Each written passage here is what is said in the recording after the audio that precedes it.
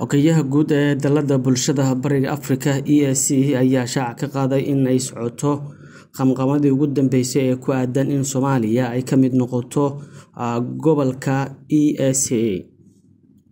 Dr. Peter Matungi ayaa sheegay in warbixin ka soo baxday khubaro dejisay heerka uu dalku marayo iyo sidoo kale shuruudaha ogolaanshiyaha ayaa warbixintooda ugu dambeysay u gudbisay hogaamiyaasha wadamada xubnaha ka ah ururkan ee la yiraahdo EAC, isla markaana dhawaan guluhu u qiimeyn doono in Soomaaliya ay si rasmi ah ugu biirto ururkan Bariga Afrika.